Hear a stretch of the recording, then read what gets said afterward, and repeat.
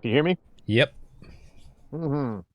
Aha, As I drink success. my coffee and emulate Mr. Hanky. So yeah, hey, how's it going? Hey, we're doing well. You doing all right? Yeah, I'm a bit burned out, but doing pretty well.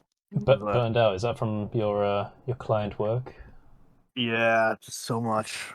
I've been working on a video for my Patreon also, All right. and I just wanted to get that. I want to get that out to them, and eventually at some point, like Michael, do a YouTube video. Ah, yes, that's the The, dream. the challenge will now be: will you be able to get your YouTube video done before I can get my next YouTube video done? Yeah, I don't know. I'm like, you know, during the pandemic, it was way easier. I was home all the time. Like, there was nothing to do. As soon as like, I mean, well, no, we still have a pandemic. What am I talking about? But like, the once things opened up again, it was like, oh, now this is open. Now this is open. Now like the kids are going all over the place, and we're just basically chauffeurs. Did you get as much done during phase one of the pandemic? Like, was there a noticeable change in productivity? Um, I got a lot more done. I mean, I was I was just able to be I was a machine. Not necessarily for the YouTube stuff, but for everything else. Yeah. I was just a machine. Hmm. Hello. Hello, Yeah, hello, I was Charon. Aaron. definitely the opposite when it came to the first lockdown. It was like, oh, the kids are at home. Ah, no, having to Yeah. do the homeschooling and everything.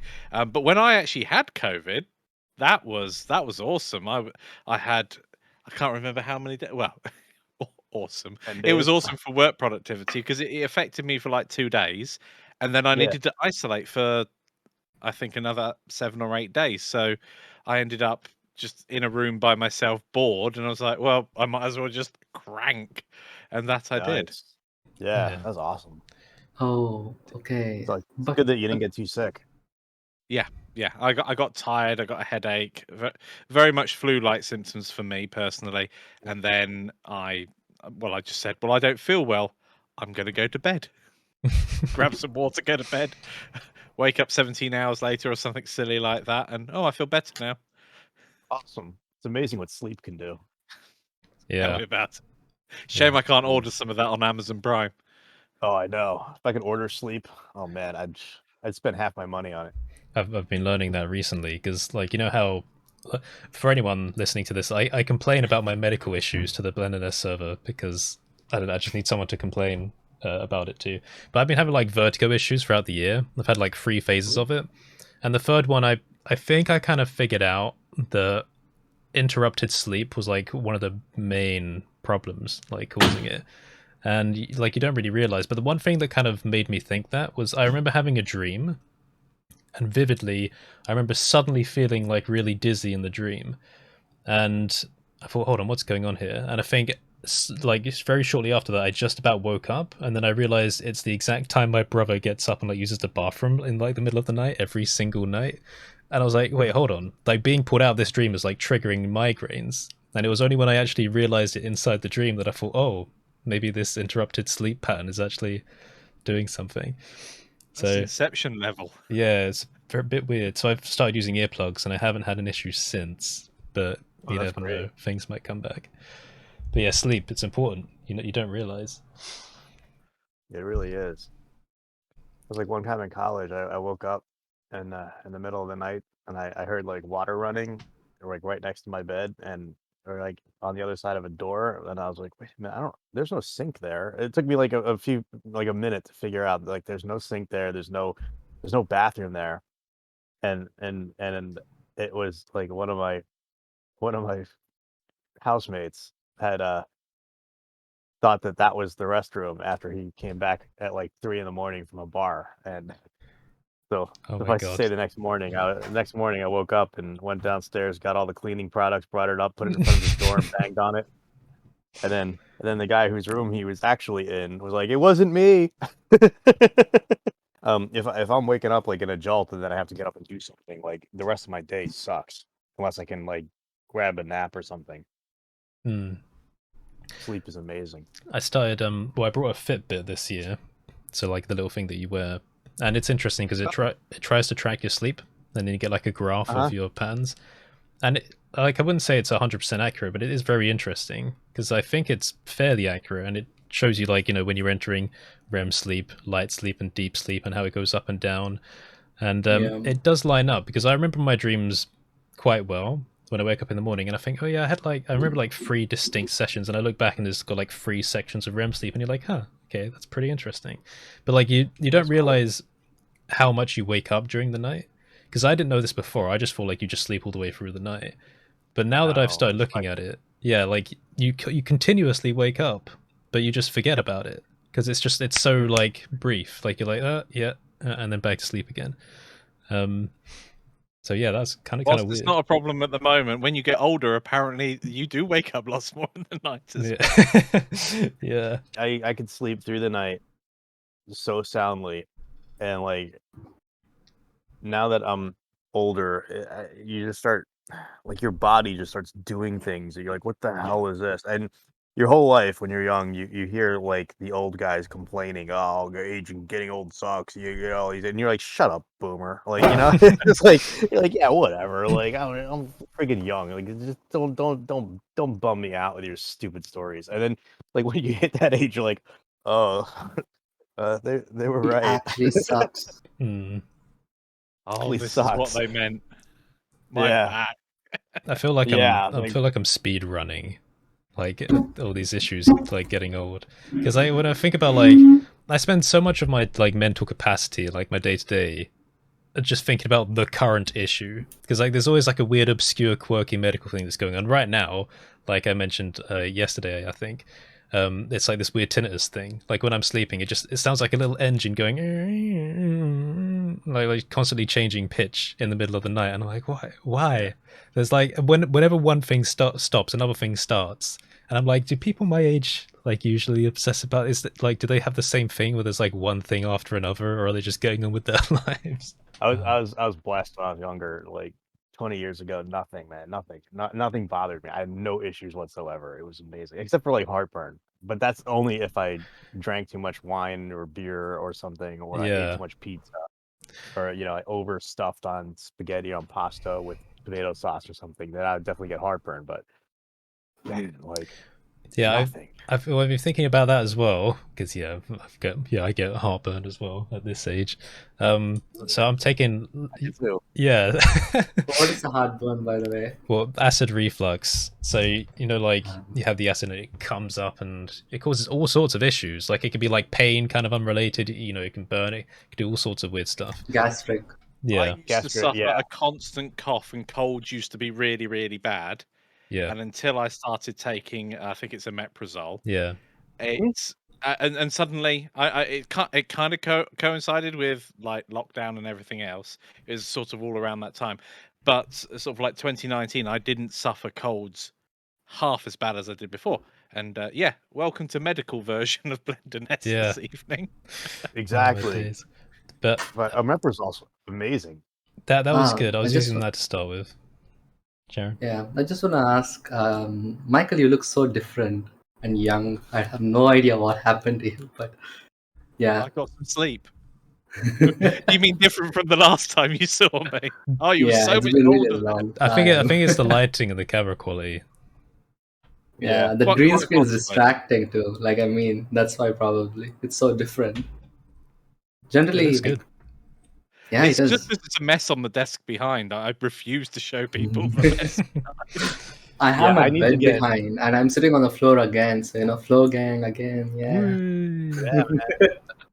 I have I have no camera because I'm constantly working now. I will get back on camera too. I have to get a green screen. Or if I can do that, because I'm in a smaller space. If I can get a green screen and get some decent light, like I'll look awesome. Yeah. Definitely I mean, recommend the ones that are pop up. They're so much easier to handle, especially if you are in a space that does multiple things. I really want to That's what I'm actually get. in. There's one that you can get that actually goes to the ceiling instead, and you pull it down. I'd much prefer that than the one that's on the floor that I need to lift and move out of the way. But I think I'll leave that because this one's actually working for the moment. Do you have the Elgato one, or do you have a different one on the floor? I think I've got the newer one. Hold on. No idea. I know I got it from Amazon warehouse. I was like, well, if it's rubbish, I will just send it back, and it turned out to be for about a third Pretty of the good. price. All right. So Nice. I was like, yeah, I'll have it. It's got this thing, so it's not completely flat. You can probably see there's dark edges, and those dark edges are caused by where the fabric is actually rolled in slightly. Oh, right. Got it. Okay. And there's no real way of solving that. But Resolve is great with green screens, so I don't care. You're great with Resolve. Like you're always there to help anyone who has a Resolve question. And it seems to be like Resolve seems to be such a. I mean, I love it. I love using it. But it's definitely quirky, and Yeah. Kareen's just doing some editing at the moment, and she has this issue where if you put an in and an out point and do a ripple delete, so it deletes everything in between the in and the out point, yeah, it Yeah. will suddenly say, "Oh, you can't join these clips. There's no adjacent data," or something along those lines. You Yes. click away, press delete again, and it just works. it works. Yeah. I don't have Yeah. this problem at all on my computer. Every time I edit, sometimes things work, sometimes it doesn't, and I'll be like, I have to restart the whole, Resolve thing. Yep. And god damn, it takes a while. And me and Erin were trying out like how long Resolve takes to open and to load, like a 1 hour long recording, and it Yep. took about 38 seconds to like add one clip. And Wow. Olive, Wow. there's a new one called Olive. Mm. It took 8 seconds to do the same thing. I And it's don't open stress source. that sorts of slowdown. I know when you open Resolve up, it can take ages to open up on all Yeah. platforms except Linux, because what it's doing when you first load it up is it's looking for all the fancy control surfaces that integrate properly with the Blackmagic ecosystem. So on Windows and Mac, you sort of sit there whilst it goes looking for devices. It's like, Yep. I don't have any. I've got a mouse and a Yeah. keyboard. Leave me alone. Exactly. But yeah, if you actually build it on a Linux installation, which my business partner uses, he's just like, oh, Resolve's brilliant. Click, open straight up because it's just not looking for interfaces. Mm. And I yeah. believe, and I quite happily be wrong here, I believe that Resolve in industry would often obviously be managed by people who do that in and out, probably even Blackmagic come in, set that sort of thing up. But a lot of the situations where I've seen Blackmagic being used in like a proper studio setting, not just on a computer, it is on a Linux machine. So there's there's probably things, and they set that up, and you don't get typically with Linux, you don't get sort of like, oh, like you do on Windows. Oh, there's an update for your system. I'll install that right now for you in the middle of your work. You don't get that. Yeah. Once you've installed Linux, you can choose just not to change it ever, which is what you want in a production environment. You want everything super stable.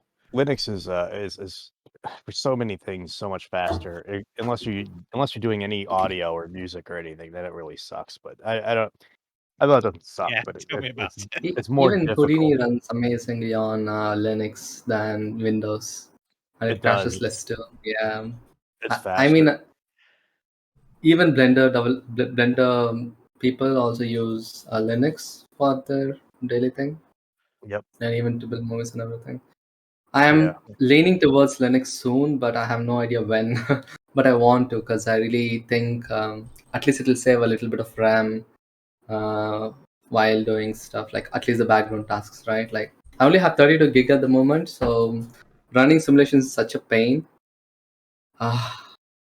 You should see, I'd like to I had rephrase like that for the audience. You know, only 32 gigs. You do need a lot of RAM when you're running simulations, Mm. or very fast SSDs to be able to pull Yes. the cache. Yeah. I have actually the SSDs don't seem to matter as much. Like there is a benefit to having SSDs definitely, but it's not. Yeah, If you're gonna go, if you have to decide between SSDs or more RAM, get more RAM. all RAM, yeah, I have always more RAM. I have 128 gigabytes, and I want more. Yeah, I mean, when I talk to Kev, right, like he always says like I have 128 and it's not sufficient for me. I was like, what are you doing, man? What are you doing? And like I have no idea, Kev. Like every time. So I was all like I only have 2 more slots, so I thought I'll add 32 and 32 as soon as possible, so I can at least make some decent work. I mean, I can only run mid-res simulations. I can't do at least any high quality simulations. So it's pretty hard, but I need more RAM. Yeah. Oh, Yeah, I am running. I'm trying to push, billions of points around, Yeah. and all kinds of stuff. Massive fracturing, just a lot of stuff, and you definitely like see the RAM spike, and it's it's kind of crazy. I mean, even in Houdini, if you pack the primitives, you're still using like Yeah. a decent amount. When I actually come back out, like I have some crazy stuff. I've been doing some stuff I've been throwing up on Instagram, but it's Yeah, been I've been like, seeing that. it's been like a half hour here, half hour there. Oh, look what I could do. All right, what can I do in a half hour? Okay, this here. Yeah. Fluid simulation with cloth. Cool. Back to work. Yes. I mean, vellum fluids actually are pretty faster than normal flip fluids, right? Yes, but they're not Okay. scalable like flip fluid. So you're not going to use and forgive us for talking Houdini to you guys. You don't really use it, but I'll try to make this brief. The flip fluids are scalable to do massive, and this is true in Blender too. They're great on massive scales. If you want to do like an ocean, if you want to do like waterfalls and stuff like that, like flip fluid works really really well.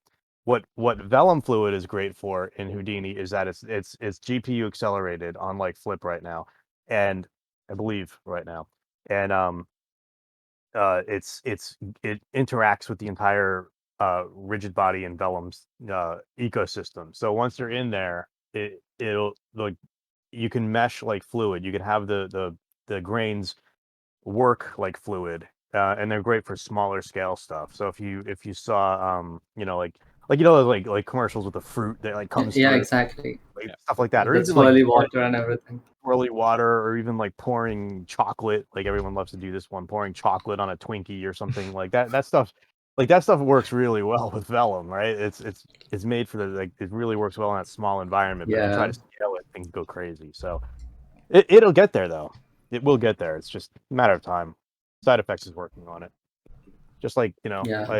Blender 3 came out 2 days ago, and it's really sweet. Like even in the in the beta, it didn't look as snappy. It's like once they released it, like the interface just looks lit. I mean, it's just sharp, it's beautiful, it's responsive. I was like, whoa, Yeah. nice. I This opened it is up. like I'm like, awesome. I like this. Honestly, it's awesome.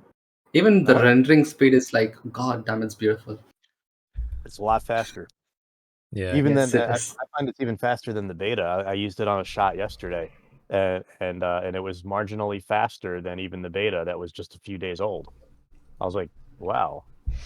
Yeah, I need to do some Are you testing bored, with it Curtis? because I got a message from someone yesterday saying, "Oh, modular metals isn't working with 3.0," and then I had a look and it was for me.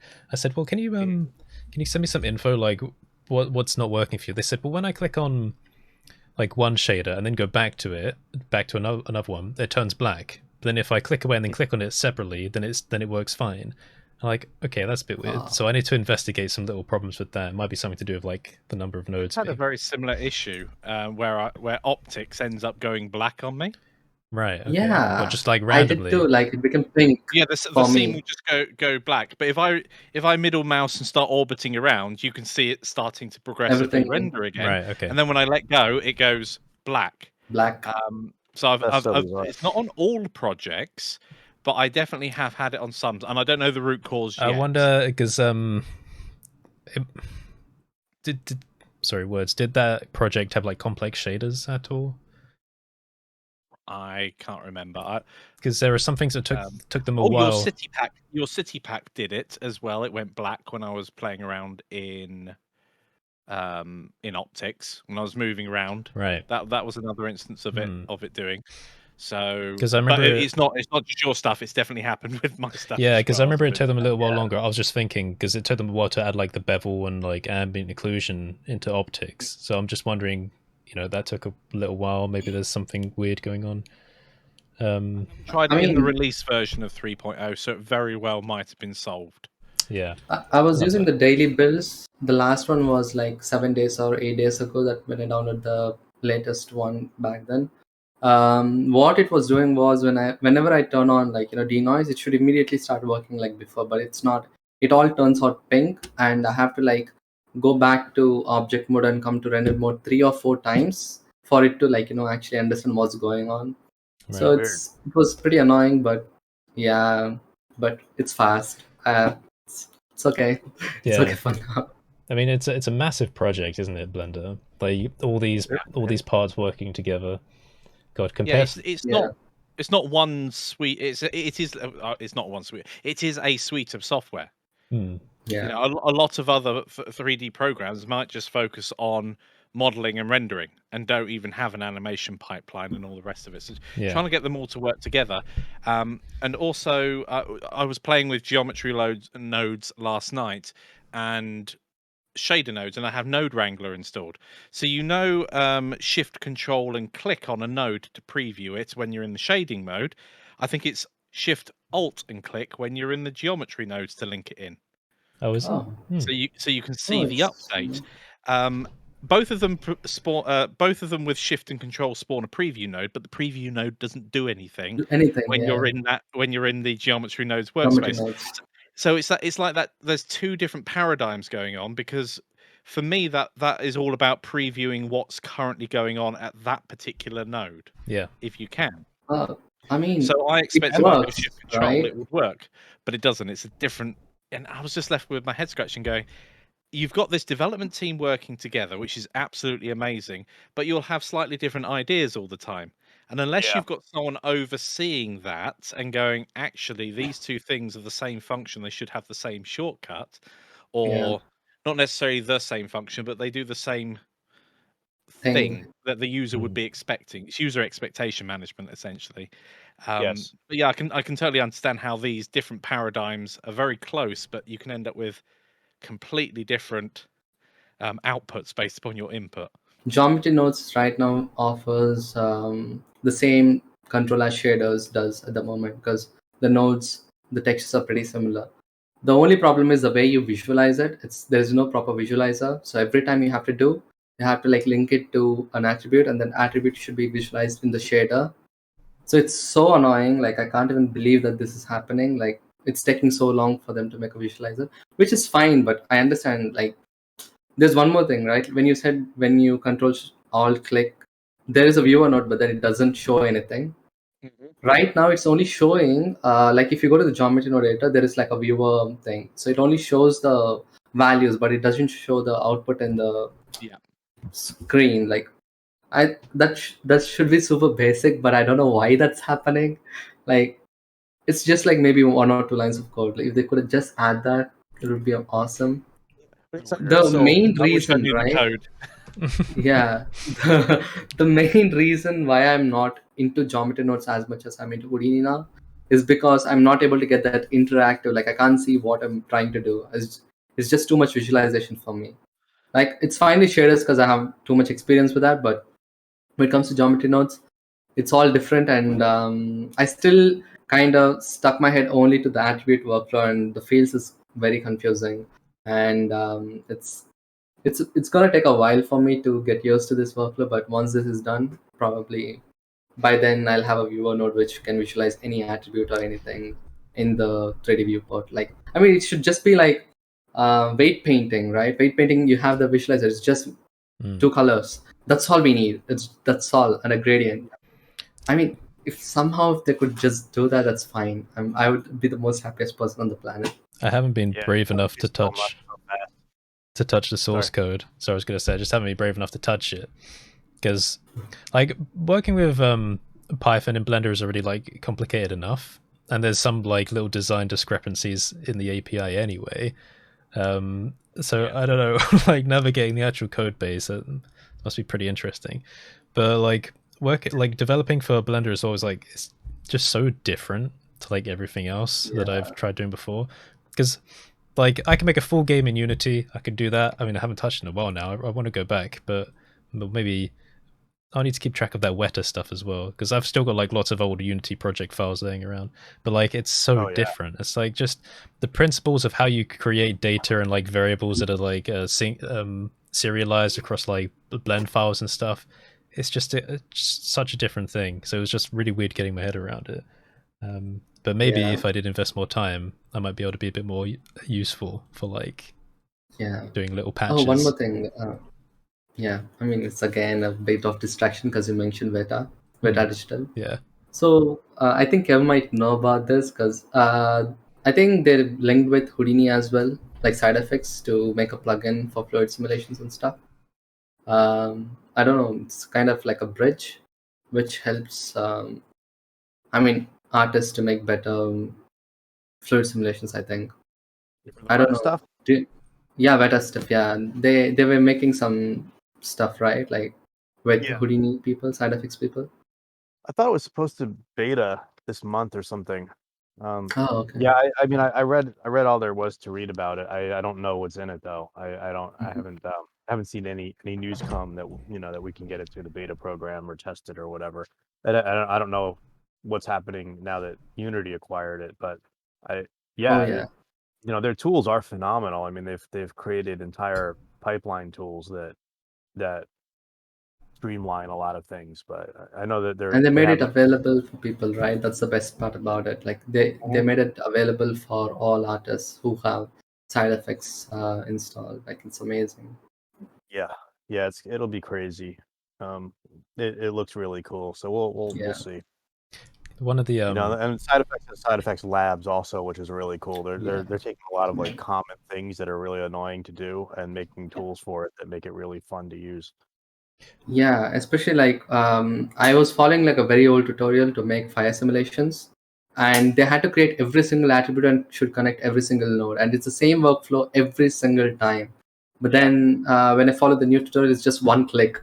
The side effects, Yep. it just does it for you. It's like, what Yeah. the heck? Boys, It really is. boys. Hey, Mark. Yay! There he is. How you doing, Markom? Good. What's going on? Not much, just Uh, having a shit, little ah. chat. Yeah, I knew you were in the Ah, car. car time.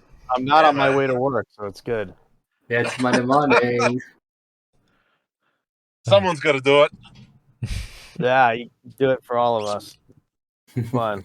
one day. One day we'll dominate the world. That's right. Sorry. So, These things are coming. Markom, so you jumped into the call last week. Unfortunately, I messed up the recording. So, That's fine. so we I lost know. it. Had a good chuckle.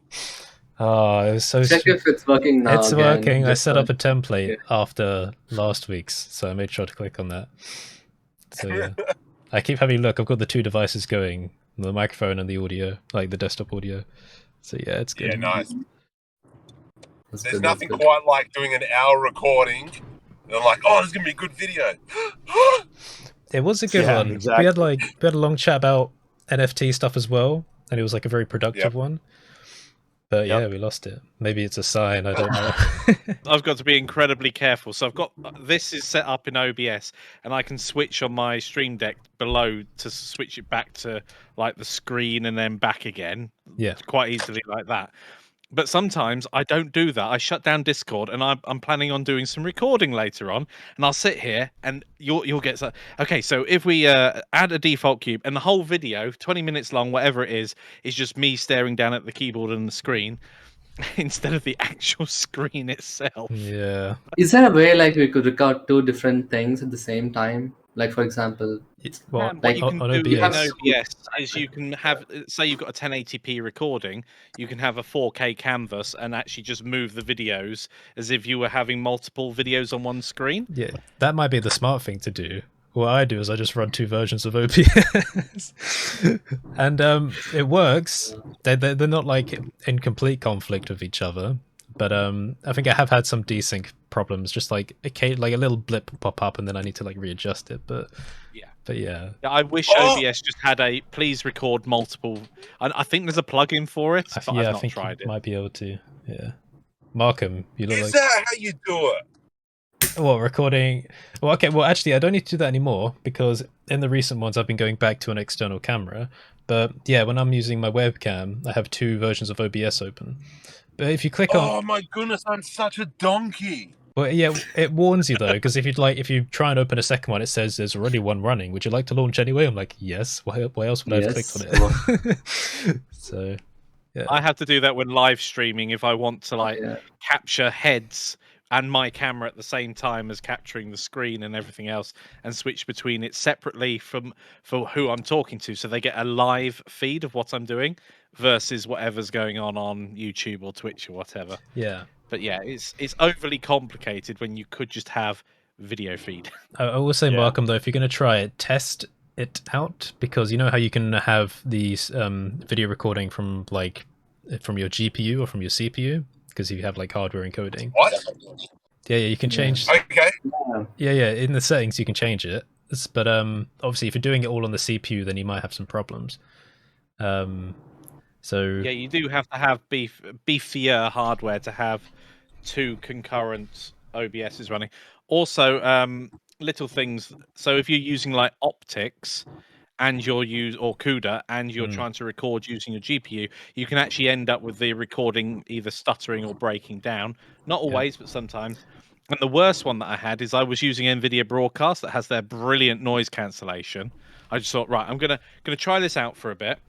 And I recorded a couple of videos, and what had happened is as I switched to rendered mode, because it uses the same and optics, it uses the same cores, the tensor cores, whatever they're called, for the actual rendering and the noise cancellation.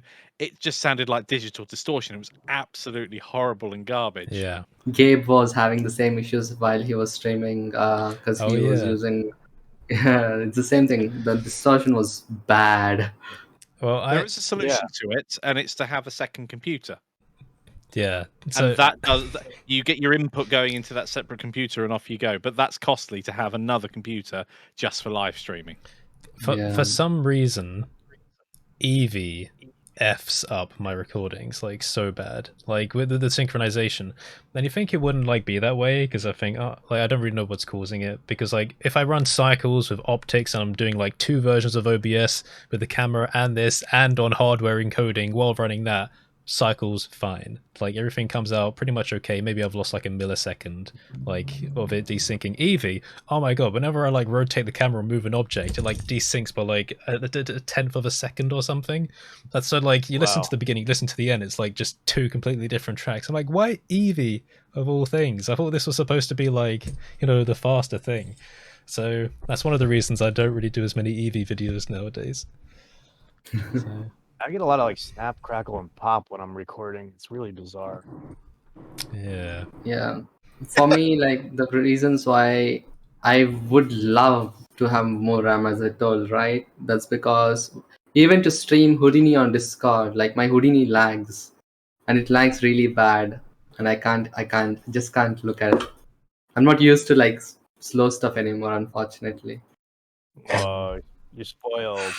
Yeah, I am spoiled. Yeah, I was so nice before. I used to play games at 11 FPS before, and it was perfectly fine. But I can't use Blender or Houdini with like 24 now. It needs to be 30.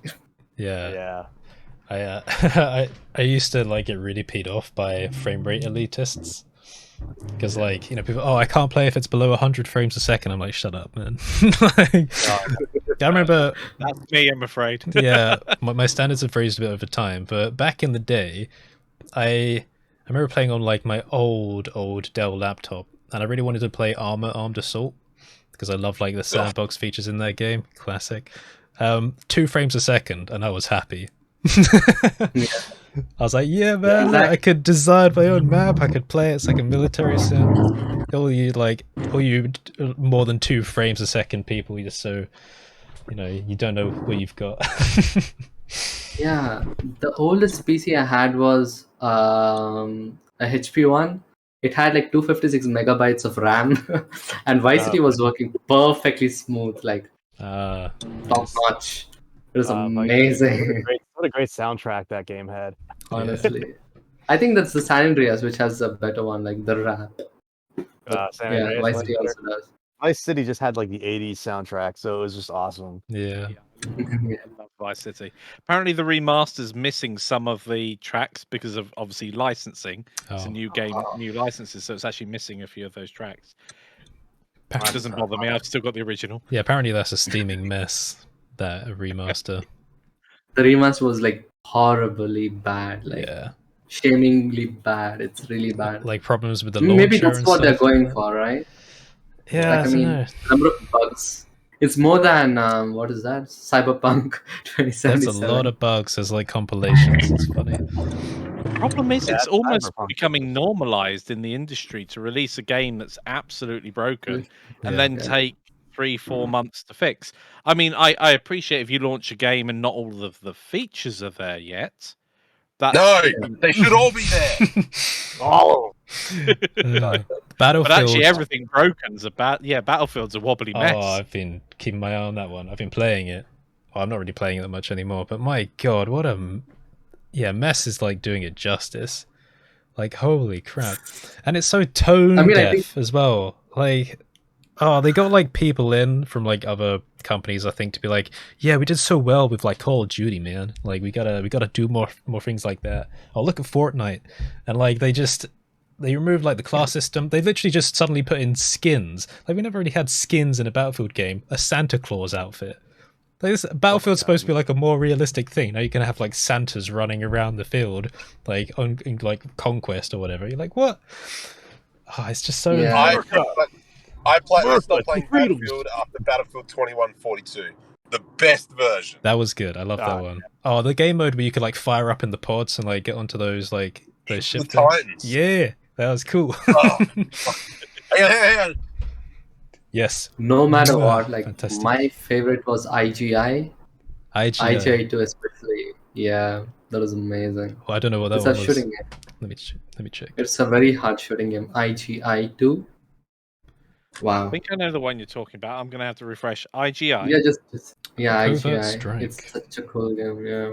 Oh, that's Let me going also- back a bit. Yeah, it is. Yeah, I love this one. Start. It's the one where you start off in the snow up in the mountain, isn't it? Yes. Yeah. You see, I was so young. You see, like, to when me- I played this game. to me, saying the one where you start up in the snow in the mountain is James Bond 007 Nightfire. I don't know if anyone played that. But like, you start off in a snowy mountain like castle complex, and like, I love that game so much. I don't know how it look on my PC now because back in the days, those graphics I thought it was realistic, but obviously not now. I just want to look at it like how low quality. What are you doing, you donkey? Wait, Sorry. It's calling me. what's you getting a little road rage there? Yeah. what's going on, Anyway, Mark? sorry. Nothing. Just somebody doesn't know how to go on up a ramp. Anyway. Welcome to the downfall of Markham. I know. I will leave you guys to it. I gotta go to work. Be safe. Don't eat too much cheese. Render hard. All right, thank you. Yeah, that's Render good. hard. Bye. All right, see ya. Always be rendering. See you, Markom. Yeah. Now he's gonna go beat someone up on the road. Yeah, that's gonna be Yeah, fun. can't have this on video. Oh, Okay. I'm just gonna back with another game. Like, do you remember Freedom Fighters? I heard of that, but I haven't No. played it. Okay, you haven't played it. Like, okay. I didn't know like using cheats was like normal for people back in the days. Like, whenever I say like I always die when I just play this game, it's like use cheats. That's how you should play this game. I was like, no. But then I completed the game in God mode, which is basically a cheat Yeah. that it doesn't affect you. And I was like, I completed the game. I was like, no, it's that was the most lamest thing I ever did. But then honestly, it took me a long time to complete the game. Even then, it was really hard. It's It was really sad fun how game. like cheats are now out of fashion. You know? Yeah, They used to be everywhere. Do you know how many cheats San Andreas had? Like, oh my god. You mean like the code? Yeah. Up, It- down, it down, was left, right, almost left, like right, a- yeah. IDKF? No, IDQD and IDKFA. All right. What do they do? Okay, I have no idea. Ah, you see, yeah, that's aged me. There's one called Aspirin, which gives you 100% health. Yeah, That I know. I used to know the flying car one off by heart because I love that, but it behaved differently in Vice City and San Andreas. I think in Vice City you couldn't go forever, but in San Andreas Yeah, you it's could. like, Yeah. Yeah. Hmm. I mean, in San Andreas, it's like you'll fall and go, but then in Vice, I think it's just. I don't know. Maybe- It should might be the the way opposite. around. I don't know which Yeah. one. There is one more called Precious Protection. Yeah, that gives you armor. That was awesome. I remember that one. Seabase is the one where you can drive the cars on the water. Hmm. Yeah, I remember that one. Oh. Leave Me Alone. Yes, this is the one. I have to use every single second. Leave me I'll alone. get like the stars. Yeah. The the wanted Oh stars, yeah. and then yeah, I used to use that a lot. Leave Me Alone is the one which I have to use it every single.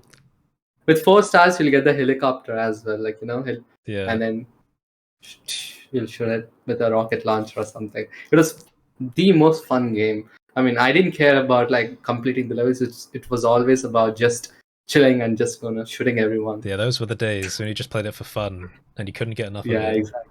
Yeah. Yeah, exactly. I still think I'll enjoy the game if I get it now, but maybe I'll more focus on completing the game now.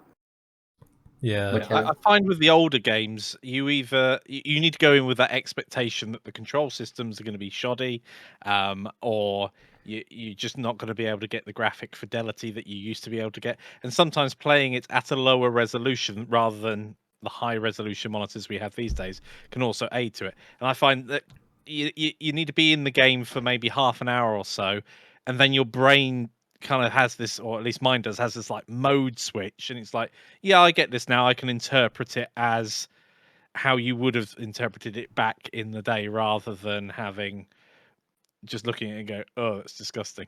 Yeah. I've been seeing something that people have been doing recently, which is interesting, which is like playing the really modern games either on terrible GPUs or without a GPU. And then what they do is they tone all the settings down, but it's the resolution. Like they turn it like as low as they can go and then like upscale it and stuff. And it looks pretty good and it runs pretty well. And like they don't have a GPU and they're like, oh wait, I think I saw someone do it with like Far Cry, the new one. It was quite impressive. There were a series of games. There was a Comanche game, the helicopter Comanche. There was Delta Force, and there was a third one. I can't remember what it is, but they were all voxel based. I think it was F-22 or something. But yeah, there was a plane game, a helicopter game, and a sort of a ground. Oh no, it was a tank game. Can't remember what it was called, but I loved the soundtrack. But it was all a voxel world, Right. which was absolutely phenomenal at the time. It was around the time when games hadn't quite decided whether to go down the voxel route or the rasterized graphics route, where you just stick a texture onto polygons. So yeah. I really want to find no, not Armor. That's a different thing. That's a soldier game. I can't remember what the tank game was called. I'm just going to look that up. I remember on our old like off-white computer, I used to play a bunch of old games that my dad had. One of them was Star Wars Dark Forces, and then there was a tank one on there as well. It was so hard to control. You were just like moving around, and it was all like just squares. But it was textured. But it used to terrify me for some reason. Like even though it was just like really simple and polygonal, it used to scare the crap out of me, and I used to have like a lot of trouble playing it because it was just the fault that there's like enemy tanks just like prowling around the area. So I used to like be like really scared playing it, even though it's just like really low res textures and like squares. But yeah, it was cool. Armored Fist was the name of the game. I find it really frustrating. I just don't have the time available to play a game. And I'm also judging games on some of the things that take a lot of time. So there's a survival game called Ark. One of my friends really loves it. Joined in playing, started taming a dinosaur. I was like, well, how long do I have to keep feeding it a narco berry and the other thing that it eats? And it was like, oh, it'll take like half an hour. I was like, I've got to stand here for half an hour and click and drag food. Yeah, oh yeah, until we get X, Y, and Z in the base. I was like, nah, I'm not playing this game where it's gonna take half an hour. And apparently he had tweaked the settings to make the game not take as long. Some of the high level beasts, like a dragon or a withem, I can't remember what they call them. They take like 24 hours to tame, as in real world time, 24 hours. I'm like, no, I really don't have the time to do that in a game. But you can adjust things. You can go into the settings and actually say, well, each tree you chop, instead of getting 1 wood, you get 100 wood. But then the game's not difficult or challenging. So there's that balance that I'm not going to sit through a menu and try and work out what is a good balance and what's not. So unfortunately, that game was like, nope, can't play it. That just takes too long to do. Yeah. I'm not sure, Michael, but I think the game I was talking about might have been the first Armored Fist, but I can't quite tell because I think I recognize the main menu, but I'm not finding very many pictures of it. I only ever played Armored Fist 3, which is I suppose the one that you just drove around in an M1, A1, Right. whatever it's called. I was going to try and fit into this episode a little bit about the NFT video because we didn't get to share anything in the last recording. But yeah, so the response was like very positive, which I was surprised about. And that's good. Then, well, about 4 days afterwards, I got some weird comments because obviously, as you know, you start off, it hits your subscribers first, then it hits the wider Blender community. Then the wider you get, you start reaching like, you know, the people that aren't in the Blender community, but just see NFT in the thumbnail. The fringes of society. Yeah, the freaks. So I got like one comment that was like, it was just, don't be jealous. And I was like, what? Like, don't be jealous of what? It's illegal, the copyright infringement and like commercial rights violations. And they said, what's that got to do with it? I said, you didn't watch the video, did you? Like, the whole video is about copyright violations. You stole my stuff. Don't be jealous that they're a better thief than you. Yeah, there was there was other comments. It was like what you're doing is fraud. You're giving free stuff away, but you're not letting people use it commercially. I was like, fraud? Like, what are you talking about? And he's comparing it to, he said, well, musicians give their samples away free and they let people use it commercially. I was like, this isn't the same, man. Which artists? Yeah. Which musical artists give their samples away for free? Yeah, well, he said like, it's not free, it's fraud, you know, you're just exploiting your subscribers. And then I responded, and obviously people change their tone when you respond to them, right? And then like in another comment, and you can go read this if you want, he says, sorry, I'm not trying to be a troll or a dick. And then when I gave my next response, I gave a little segment of his earlier thing. I said, what you're doing is fraud. I said, look, mate, if you don't want to be a dick, just don't be a dick. Like, it's not that complicated in the comments. People do it all the time. They're like, oh, they be snarky. Then you respond and they're like, oh, actually, I've got the moral high ground. I'm sorry. Like, I was just trying to be good. I'm like, no, I'm not falling for it. No, there's a trail here. Yeah. Being a dick, answer. Oh, I'm sorry. I wasn't trying to be. Well, you were. Just look up a couple of paragraphs. But the vast majority of comments have been fine and nice. Yeah. And then like some people came out of the silent majority and they actually left some nice messages. A couple of people that were like, you know, I never comment about things, but I just wanted to, you know, send a message after watching it. And I thought that was really good because obviously you know that the silent majority exists, but you're not convinced they exist because you never see any evidence of them. So like you don't know who they are, what they feel like, what they think and stuff like that. So when I got a couple of nice, dare I say, kind of cute messages because they were like really nice and sentimental, I was like, oh wow, yeah, so they do exist. Like they're there, you know, they're there. And then there was like a couple of other developers in the Blender community that sent me some messages. So that was quite nice as well. Yeah, that's good. 98% liked, by the way. Nice. For an NFT video, so that's surprising. Although maybe the removal of the dislike button has kind of just stopped people from using it, I guess, maybe. So, well, the dislike button's still there. It's just not got a publicly facing counter. Yeah, I wonder if it. Now the trolls have nothing. Like they're just upset because they lost the ability to dislike everything. Yeah, I'm mixed about it. I'm relevancy.